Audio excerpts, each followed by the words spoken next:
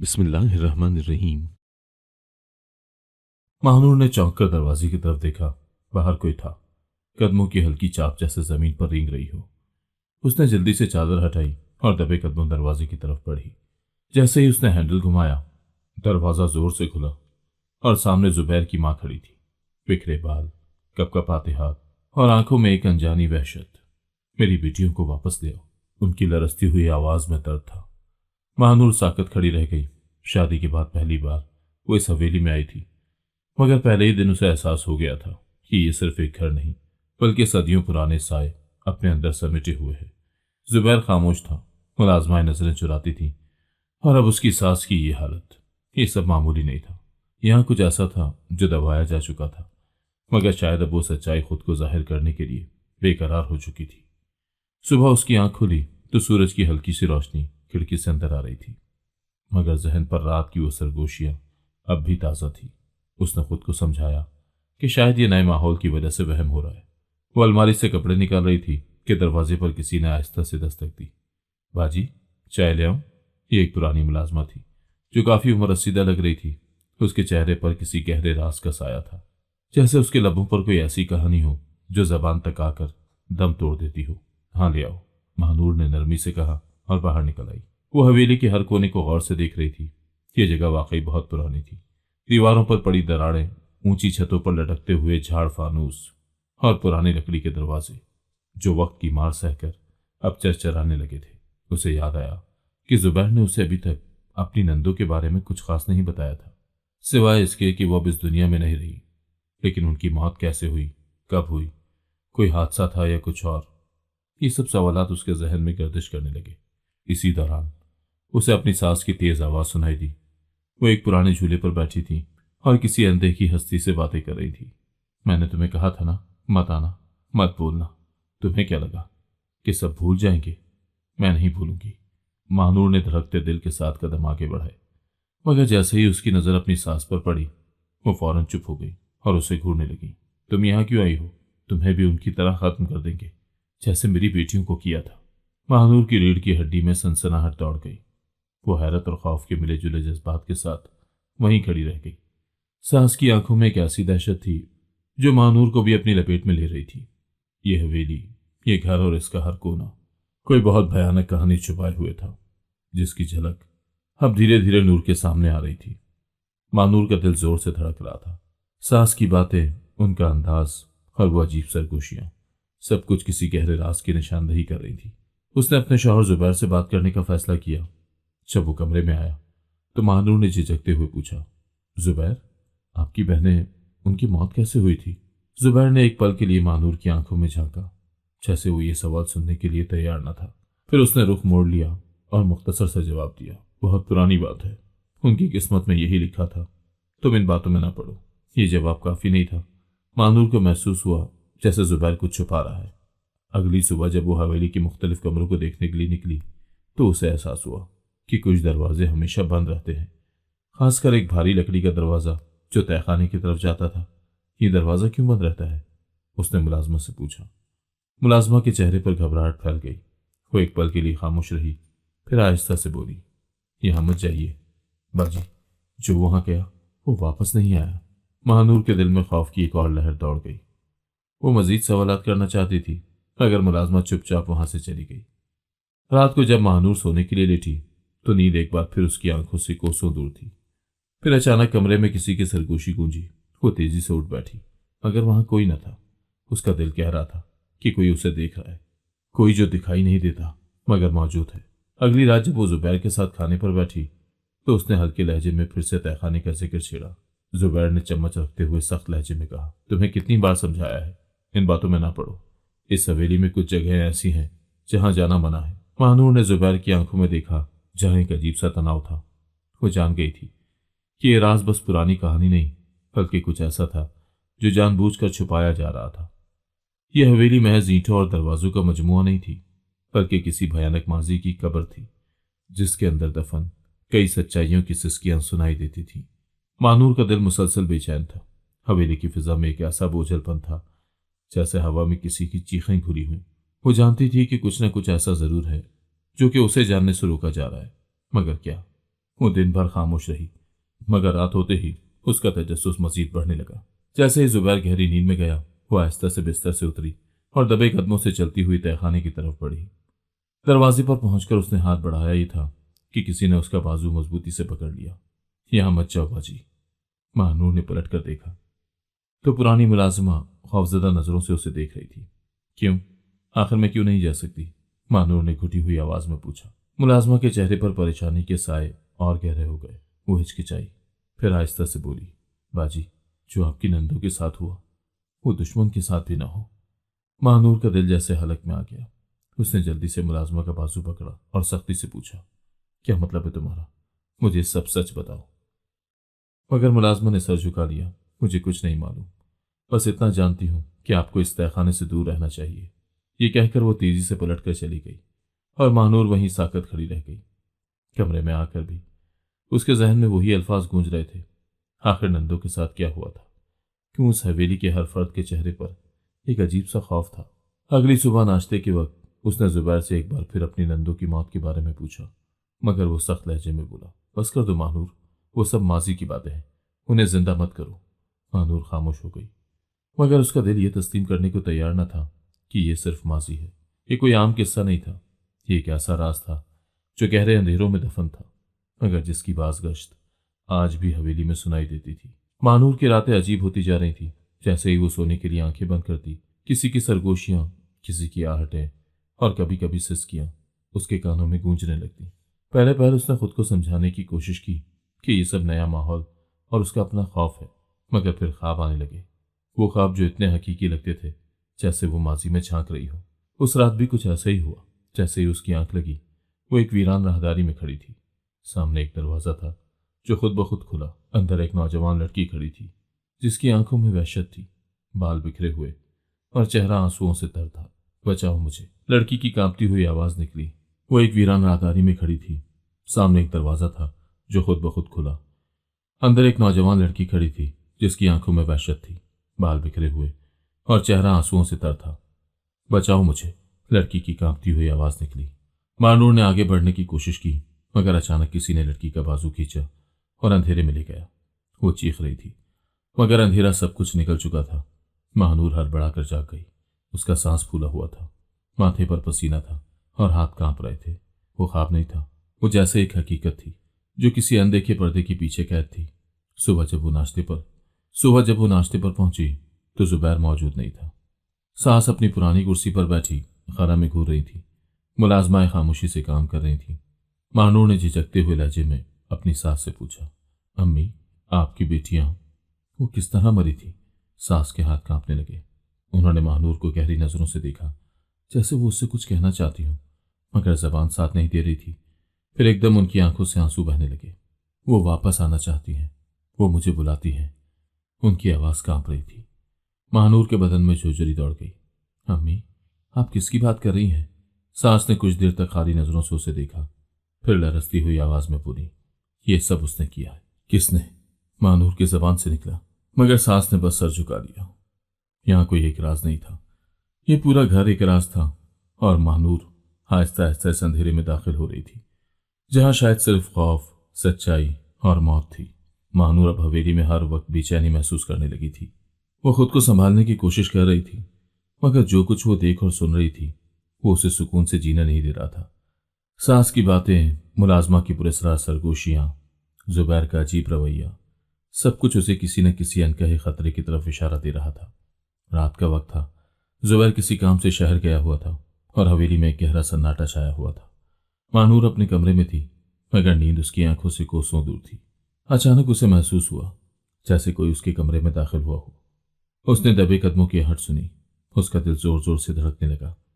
वो तेजी से बिस्तर से उठी और चिराग जलाने के लिए हाथ बढ़ाया, मगर उसी लम्हे चिराग खुद ब खुद गुल हो गया। कौन है? महानूर ने कांपती हुई आवाज में कहा। कोई जवाब नहीं आया, मगर किसी के होने का एहसास बरकरार था। उसे लगा जैसे कोई साई की तरह हरकत कर रहा हो। वो घबराकर दरवाजे की तरफ बढ़ी, मगर अचानक ऐसा महसूस हुआ जैसे किसी ने उसके कंधे पर हाथ रख दिया हो। महानूर की चीख निकल गई, मगर जैसे ही उसने पलटकर देखा, कमरा खाली था। वो कांपती हुई बिस्तर पर बैठ गई, मगर उसके बदन में एक खौफनाक एहसास दौड़ चुका था। वो यहां अकेली नहीं थी।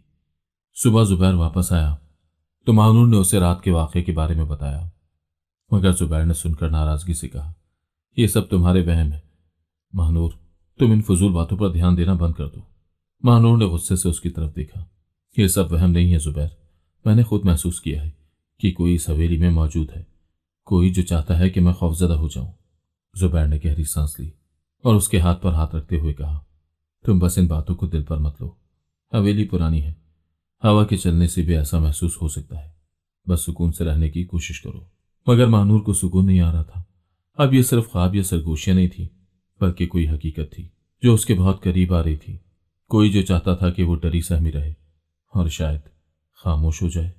महानूर अब फैसला कर चुकी थी कि वो इस हवेली में छुपे राजों को जाने बगैर चैन से नहीं बैठेगी।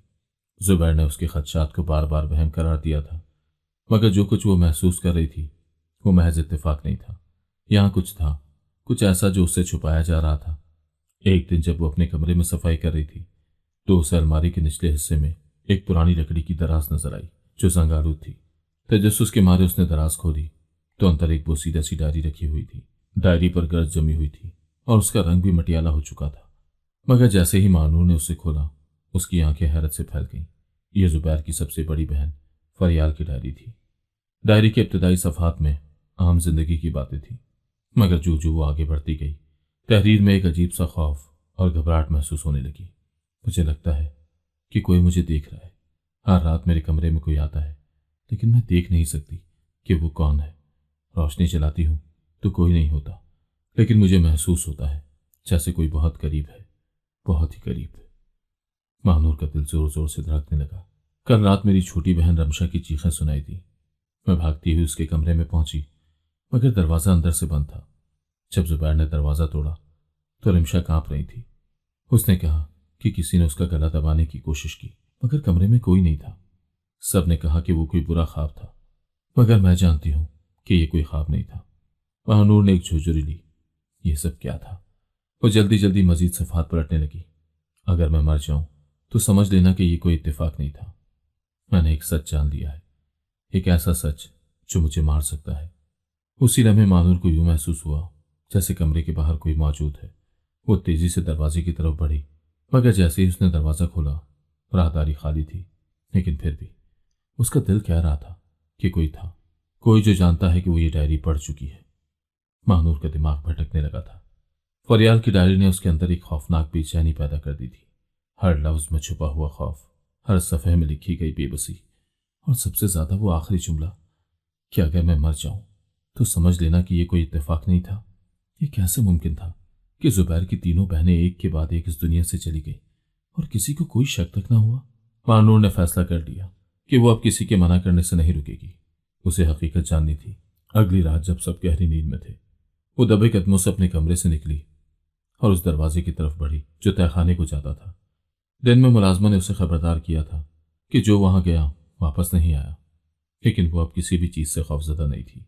दरवाजा मामूल के मुताबिक बंद था, मगर हैरत की बात यह थी कि जब महानूर ने उसे धकेला तो वह आहिस्ता से खुल गया, जैसे कोई पहले से ही उसे खोलकर भूल गया हो।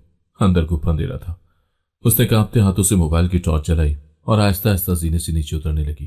तहखाना पुराना था, दीवारों पर जाले और सीलन की बू थी। वो जैसे ही एक कदम आगे बढ़ी, टॉर्च की रोशनी में दीवार पर कुछ निशान चमके। महानूर करीब गई और गौर से देखा। ये नाखूनों के गहरे निशान थे, जैसे किसी ने दीवार को नोचने की कोशिश की हो। कुछ निशान ताज़ा लग रहे थे, कुछ पुरानी दरारों में मध्यम हो चुके थे। उसका दिल जोर जोर से धड़कने लगा। उसने आगे बढ़कर दीवार पर उंगली फेरी। या अल्लाह! उसके मुंह से बेख्तियार निकला। दीवारों पर खून के धब्बे भी थे। वो एक झटके से पीछे हटी और सांसें बेतरतीब होने लगी। अचानक तहखाने में एक दरवाजा चरचराया। महानूर ने घबराकर पीछे देखा। वहां कोई नहीं था, मगर उसे यूं महसूस हुआ जैसे कोई साई की तरह उसके बहुत करीब खड़ा हो। फिर एक सर्द सरगोशी सुनाई दी, यहां मत आना। महानूर की चीख निकल गई। वो तेजी से पलटकर जीने की तरफ भागी और ऊपर आते ही दरवाजा धड़ाम से बंद कर दिया। यह हवेली एक कब्र थी और वह आहिस्ता आहिस्ता उन कब्रों के करीब जा रही थी जहां शायद सिर्फ खौफ और मौत की हुक्मरानी थी। तहखाने में जो कुछ महानूर ने देखा था वो उसे जहन से निकालने की कोशिश कर रही थी, मगर दीवारों पर नाखूनों के वो निशान और खून के धब्बे उसकी आंखों के सामने घूम रहे थे। वो खौफजदा थी, मगर अब वो इस राज को मजीद नजरअंदाज नहीं कर सकती थी। यहाँ कुछ न कुछ ऐसा था जिसे जानबूझकर दफन किया जा रहा था।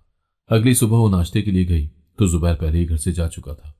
मुलाजमा खामोशी से चाय रखकर वापस जाने लगी, मगर महानूर ने उसे रोक लिया। मैंने तहखाने में कुछ देखा है, दीवारों पर निशान, खून के धब्बे। मुलाजमा का चेहरा सरद पड़ गया। वो एक पल के लिए कांपती रही, फिर जल्दी से नजरें झुका ली। मैं कुछ नहीं जानती बाजी, बस आप वहां दोबारा ना जाए प्लीज। महानूर का सब्र जवाब दे चुका था। तुम्हें सब मालूम है, लेकिन तुम बताना नहीं चाहती। तुम किससे डर रही हो? जुबैर से।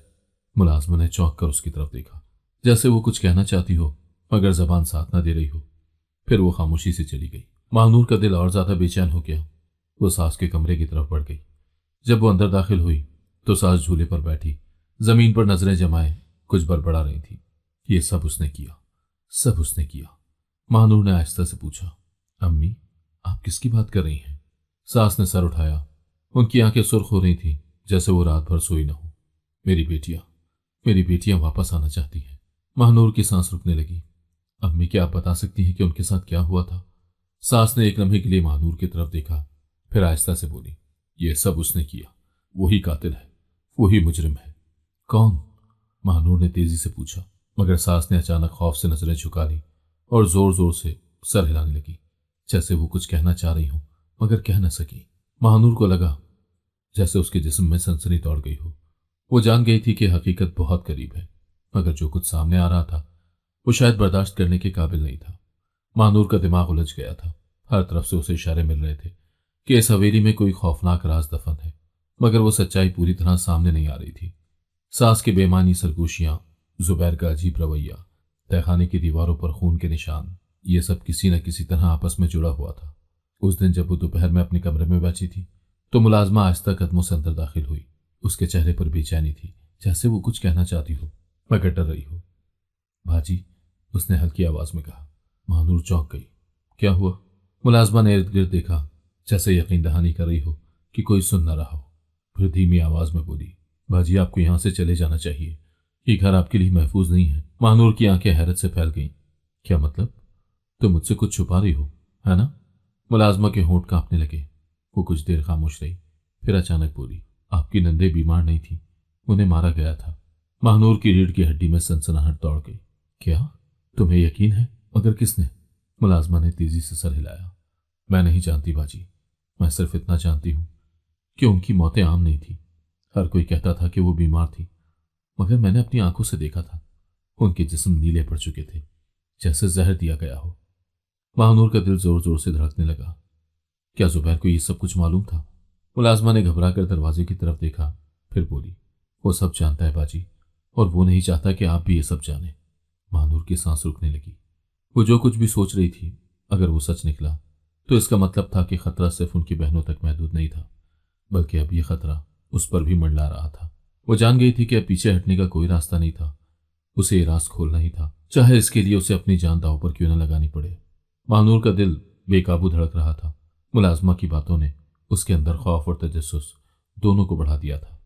ये जानकर के जुबैर की बहनें फितरी मौत नहीं मरी थी, बल्कि उन्हें मारा गया था। उसके कदमों तले जमीन निकल गई थी। मगर सबसे बड़ी उलझन ये थी कि कातिल कौन था, और अगर जुबैर सब कुछ जानता था तो वो चुप क्यों था? उस रात जब जुबैर सो गया तो महानूर ने दोबारा वो पुरानी डायरी निकाली जो उसने पहले पढ़ी थी। वो जानना चाहती थी कि कहीं उसमें मजीद ऐसे सुराख तो नहीं जो उसे सच्चाई के करीब ले जाए। डायरी के एक सफ़े पर फरियाल ने लिखा था, मेरी बहन रिमशा बार बार बीमार हो रही है, उसे हर रात उल्टियां होती हैं, मगर डॉक्टर कुछ नहीं बता रहे। अम्मी कहती हैं कि ये कमजोरी की वजह से है, मगर मैं जानती हूं कि कुछ गलत हो रहा है। कल रात मैंने उसे कांपते हुए पाया। उसकी आंखों के गिर्द सियाह हल्के थे और वो बार बार कह रही थी कि कोई उसे मारने की कोशिश कर रहा है। महानूर के हाथ कपकपाने लगे। आज जब डॉक्टर आया उसने कहा कि रिमशा की मौत फितरी नहीं लग रही, मगर जैसे ही वो रिपोर्ट लिखने लगा जुबैर ने उसे अकेले में बुलाया, और जब वो वापस आया तो उसने कहा कि सब ठीक है। मैं नहीं जानती कि क्या चल रहा है, मगर मैं डर रही हूं, अगर मेरे साथ भी कुछ हो गया तो। महानूर के रोंगटे खड़े हो गए। इसका मतलब था कि डॉक्टर ने पहले कुछ और कहा था, मगर बाद में रिपोर्ट बदल दी गई थी। उसके जहन में एक झमाका हुआ। क्या जुबैर अपनी बहनों की मौत में शामिल था, या फिर वो किसी को बचाने की कोशिश कर रहा था? महानूर के हाथों से डायरी गिर गई। अचानक दरवाजे के नीचे से किसी के कदमों की परछाई नजर आई। वो तेजी से बिस्तर पर जा लेटी और आंखें बंद कर ली, मगर दिल की धड़कनें तेज हो चुकी थी।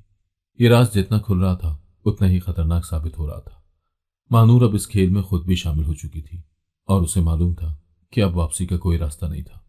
महानूर का जहन भटक रहा था। फरियाल की डायरी, मुलाजमा की सरगोशियां, सांस की बेतरतीबी, सब कुछ किसी गहरे और खतरनाक राज की तरफ इशारा कर रहा था।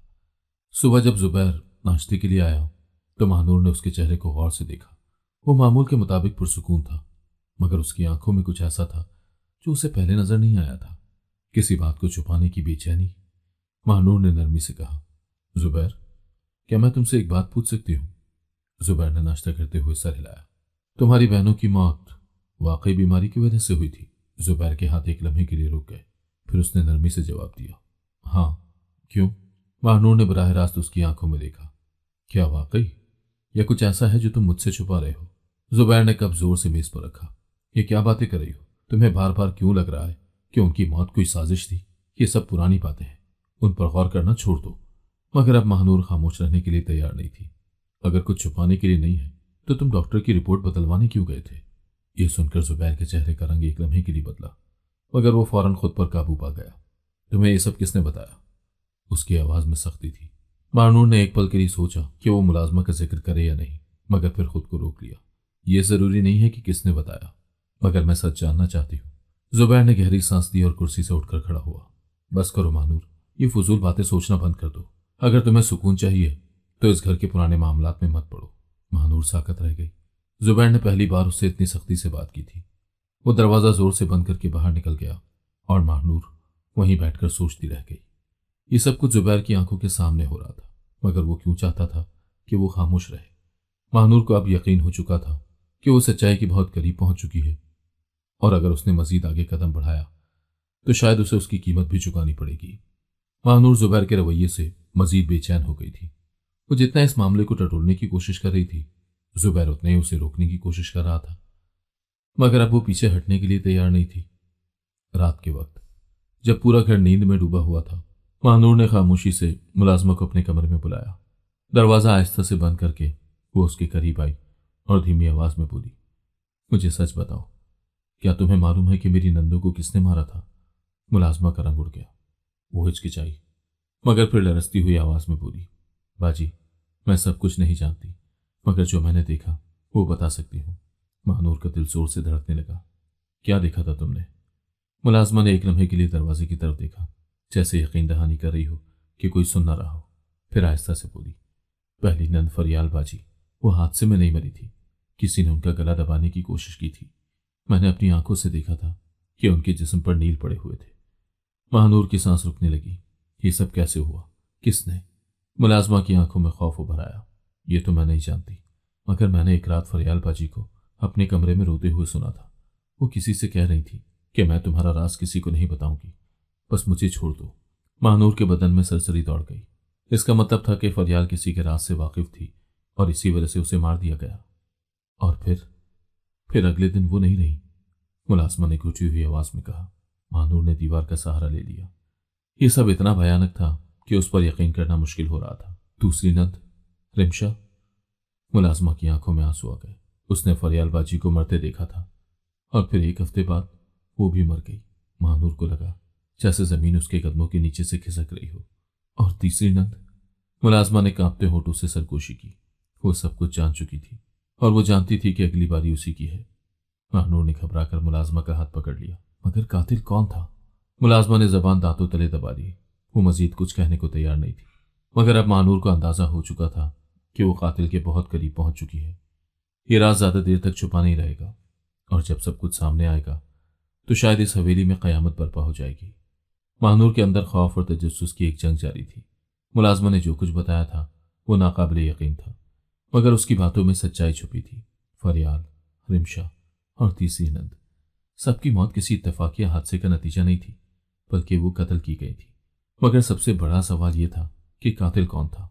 महानूर ने फैसला किया कि अब वो अपनी सास से सच्चाई उगलवाने की कोशिश करेगी। वो जानती थी कि जुबैर के वालिद के इंतकाल के बाद सास जहनी तौर पर कमजोर हो गई थी, मगर शायद वो कुछ ऐसा जानती थी जो बाकी सब छुपाने की कोशिश कर रहे थे। शाम के वक्त जब जुबैर हवेली से बाहर गया था, महानूर अपनी सास के कमरे में पहुंची। वो अपनी मखसूस कुर्सी पर बैठी खला में घूर रही थी, जैसे किसी अनदेखे साए को देख रही हो। महानूर ने आहिस्ता से उनके पास बैठकर कहा, अम्मी, मुझे आपसे कुछ पूछना है। सास ने पलकें झपकाई, जैसे वो नींद से जागी हो। फिर धीरे से बोली, पूछो। महानूर ने धड़कते दिल के साथ कहा, आपकी बेटियों की मौत कैसे हुई थी? सास का बदन एक लम्हे के लिए साकत हो गया। उन्होंने महानूर की तरफ देखा और फिर उनकी आंखों में खौफ की परछाइयां तैरने लगी। वो मर नहीं गई, उन्हें मारा गया था। सास की आवाज कांप रही थी। महानूर ने बेचैनी से पूछा, किसने मारा अम्मी? मुझे सच बताएं। सास के होंठ कांपने लगे। वो अपने हाथों को जोर से मसलने लगी, जैसे वो कोई बहुत बड़ी हकीकत कहने से पहले हिचकिचा रही हो। फिर एकदम उनकी आंखों में खौफ उभर आया। वो सरगोशी में बोली, मेरी बेटियों का कातिल मेरे अपने घर में है। महानूर के बदन में सनसनाहट दौड़ गई। कौन है वो अम्मी? उसने इल्तिजा की। सास की सांस तेज होने लगी। वो लरसती आवाज में कुछ कहने ही वाली थी कि अचानक उनकी आंखें उल्टी हो गई और वो बेहोश होकर कुर्सी पर गिर गई। महानूर ने घबराकर उन्हें संभालने की कोशिश की। मुलाजमा दौड़ती हुई अंदर आई और उन्हें सहारा दिया। महानूर की सांस फूली हुई थी। वो कातिल का नाम सुनने के इतने करीब थी, मगर जैसे ही सच सामने आने वाला था, सांस बेहोश हो गई। ये सच्चाई एक खौफनाक तूफान की तरह उन सबके सरों पर मंडला रही थी और अब महानूर जानती थी कि उसे ये राज खोलने के लिए मजीद हिम्मत दिखानी होगी, क्योंकि कातिल बहुत करीब था। सांस की बेहोशी के बाद हवेली में एक बेचैनी की लहर दौड़ गई थी। मुलाजमा ने जल्दी से हकीम को बुलाया, जो उन्हें देखकर बोला कि यह महज सदमे की वजह से हुआ है। महानूर ने गहरी सांस ली, मगर उसका दिल कह रहा था कि सास ने जो सच्चाई छुपाने की कोशिश की, वो उनकी हालत का सबसे बड़ा सबब थी। जुबैर को जब ये मालूम हुआ तो वो सख्त गुस्से में था। वो रात गए घर आया और सीधा महानूर के कमरे में आया। तुमने अम्मी से क्या पूछा था? उसकी आवाज में सख्ती थी। महानूर ने चौंक कर उसकी तरफ देखा। मैंने कुछ गलत नहीं किया जुबैर, मैं बस जानना चाहती हूँ कि आपकी बहनों के साथ क्या हुआ था। जुबैर का चेहरा एक पल के लिए तन गया। फिर उसने गहरी सांस ली और नरमी से कहा, यह पुरानी बातें हैं महानूर, इन पर बहस करने का कोई फायदा नहीं। अम्मी पहले ही बहुत कमजोर हैं, उन्हें मजीद परेशान मत करो। मगर महानूर को महसूस हुआ कि जुबैर की आवाज में कुछ छुपा हुआ है। वो कुछ जानता था, मगर नहीं चाहता था कि महानूर उसके करीब जाए। अगली रात जब सब सो चुके थे, महानूर एक बार फिर तहखाने की तरफ बढ़ी। वो अपने सवालात के जवाब जानना चाहती थी। उसने टॉर्च जलाई और दीवारों पर नजर डाली। वही नाखूनों के निशान, वही खून के धब्बे, मगर आज कुछ मुख्तलिफ था। वो एक दीवार के करीब गई और अचानक से नीचे फर्श पर 3 नाम खुदे हुए नजर आए, फरियाद, रिमशा, सारा। ये जुबैर की तीनों बहनों के नाम थे। महानूर का दिल जोर से धड़कने लगा। ये कब्रिस्तान नहीं था, मगर ऐसा लगता था जैसे उनकी कहानी यहीं दफन थी। अचानक उसे पीछे किसी की मौजूदगी का एहसास हुआ। वो तेजी से पलटी, मगर रोशनी में कोई नजर नहीं आया। फिर एकदम किसी ने उसके कंधे पर जोर से हाथ रखा। महानूर की चीख निकल गई, मगर एक हाथ से उसने अपना मुंह दबा दिया। वो पूरी कुव्वत से हाथ झटकने की कोशिश कर रही थी, मगर कोई उसे जोर से पकड़कर फर्श पर गिराने की कोशिश कर रहा था। तुम्हें नहीं चाहिए था कि तुम ये सब जानने की कोशिश करती, एक सर्द आवाज गूंजी। महानूर के अंदर खौफ की एक लहर दौड़ गई। वो जान चुकी थी कि वो किसी बहुत बड़े खतरे में थी और अब उसकी अपनी जिंदगी भी दांव पर लग चुकी थी। महानूर के जिस्म में खौफ सरायत कर चुका था। किसी ने उसके कंधे पर गिरफ्त मजबूत कर रखी थी और वो पूरी कुव्वत से खुद को छुड़ाने की कोशिश कर रही थी। अंधेरे में सिर्फ सांसों की आवाज थी और फिर वही सरगोशी गूंजी, तुम्हें ये सब जानने की जरूरत नहीं थी। महानूर की आंखों में आंसू आ गए, मगर उसने हिम्मत नहीं हारी। पूरी ताकत से खुद को झटका देकर पीछे हटी और जमीन पर गिर गई। उसने जल्दी से टॉर्च की रोशनी घुमाई, मगर सामने कोई नहीं था। यह कैसे मुमकिन था? उसका सांस तेज हो चुका था।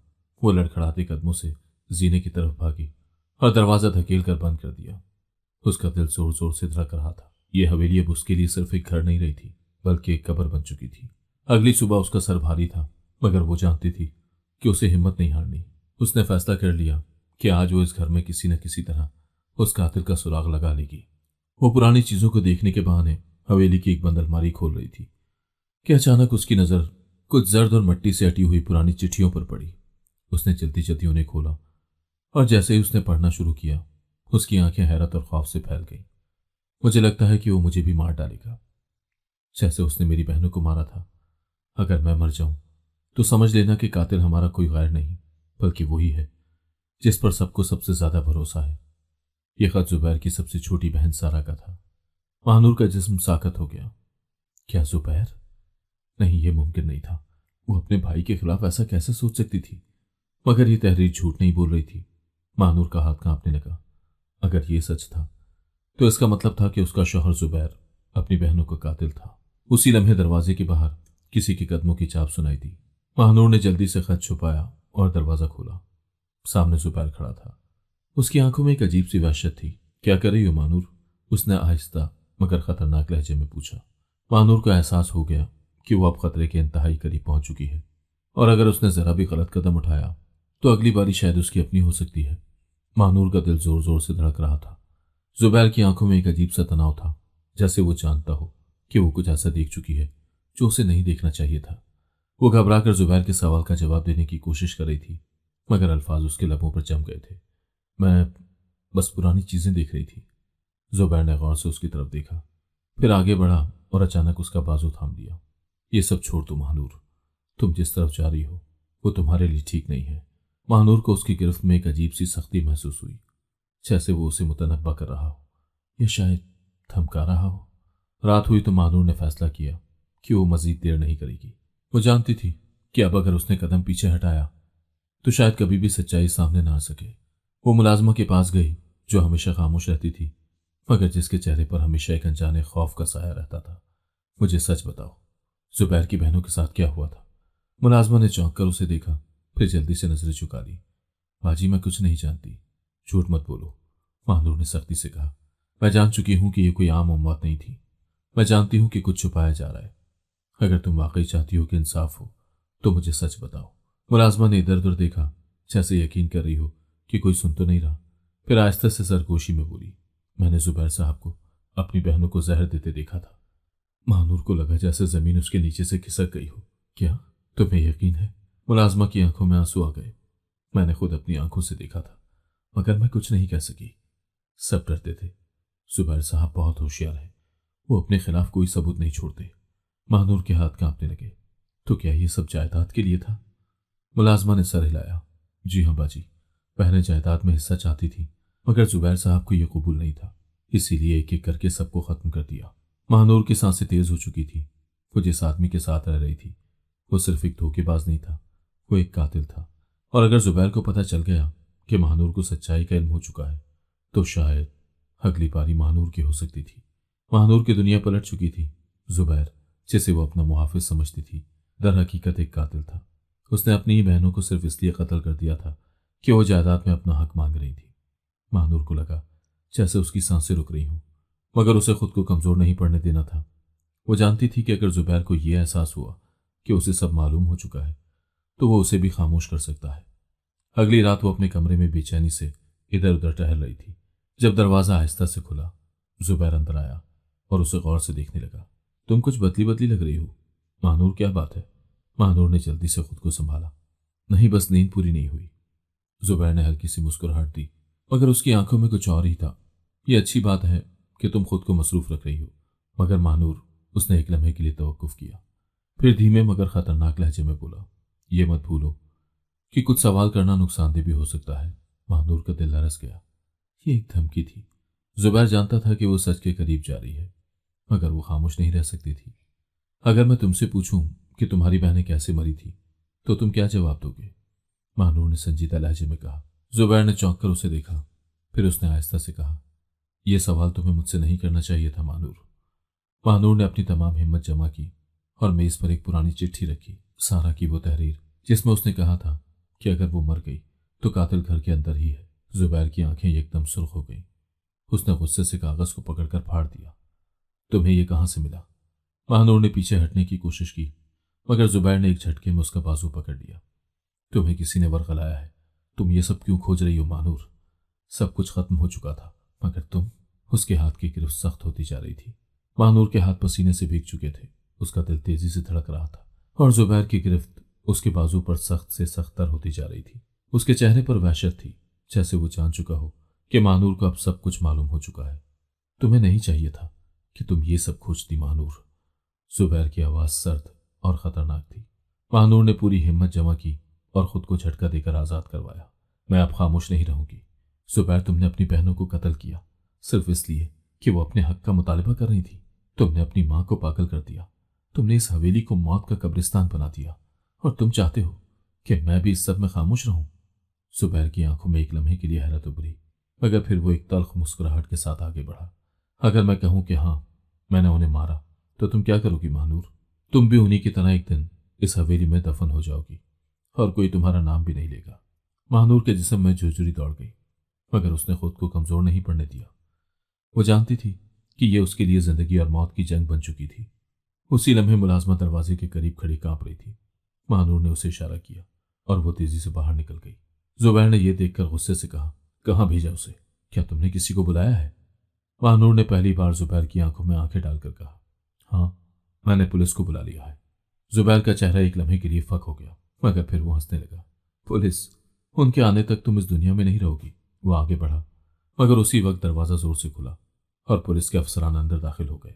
जुबैर अहमद, आपको अपनी 3 बहनों के कत्ल के जुर्म में गिरफ्तार किया जाता है, पुलिस अफसर ने सख्त लहजे में कहा। जुबैर ने एक लम्हे के लिए जैसे सब कुछ खो दिया हो, उसने महानूर को गुस्से से घूरा। तुमने मुझे धोखा दिया? महानूर की आंखों में आंसू थे, मगर वो मजबूती से खड़ी रही। नहीं, मैंने इंसाफ के लिए लड़ाई लड़ी है। पुलिस जुबैर को हथकड़ियां लगाकर ले जा रही थी और वो जोर से चिल्ला रहा था, यह कहानी अभी खत्म नहीं हुई महानूर, मैं वापस आऊंगा। जुबैर को पुलिस ने हथकड़ियां पहनाकर ले जाना शुरू किया तो वो मुसलसल चीख रहा था, मगर अब उसकी चीखें बेअसर हो चुकी थी। वो जो हमेशा अपनी बहनों पर इख्तियार जताता था, उन्हें कमजोर समझकर उनके हक छीनता रहा, वो आज खुद बेबस खड़ा था। महानूर की आंखों में आंसू थे, मगर वो कमजोरी के नहीं बल्कि सुकून के थे।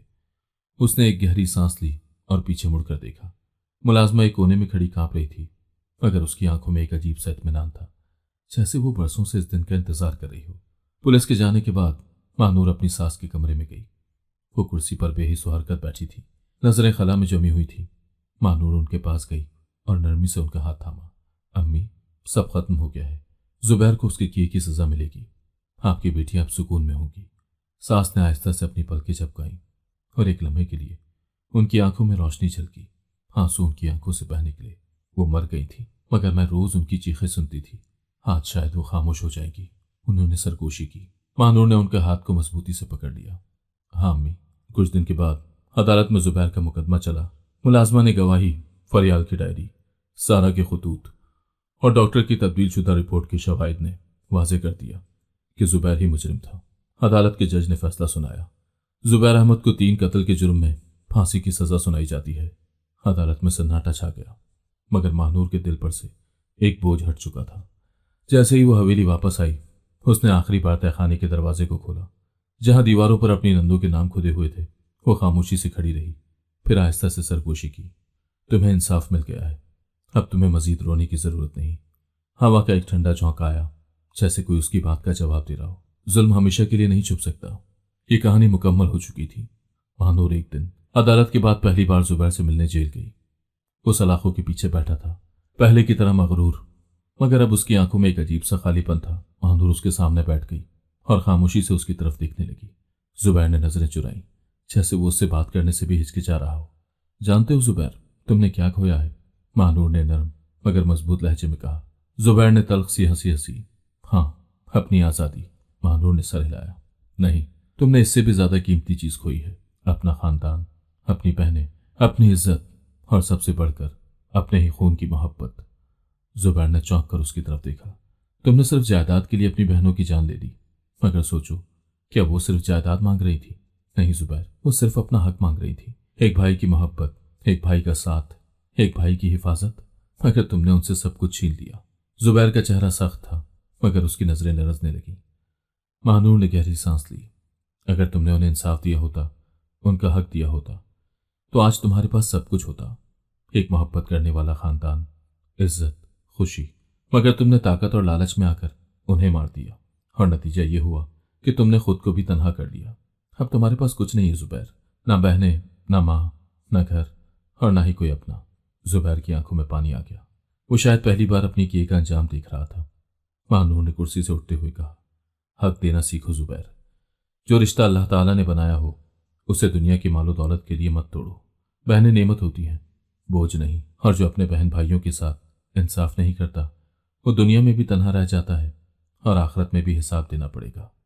ये कहकर वो चली गई और पीछे जुबैर खामोश बैठा रहा। शायद जिंदगी में पहली बार अपने गुनाह का सही मायनों में एहसास कर रहा था। जुल्म वक्ती तौर पर जीत सकता है, मगर इंसाफ हमेशा अपना रास्ता बना लेता है। बहनों का हक सिर्फ माल में नहीं, बल्कि इज्जत, मोहब्बत और भाई की जिम्मेदारी भी होता है।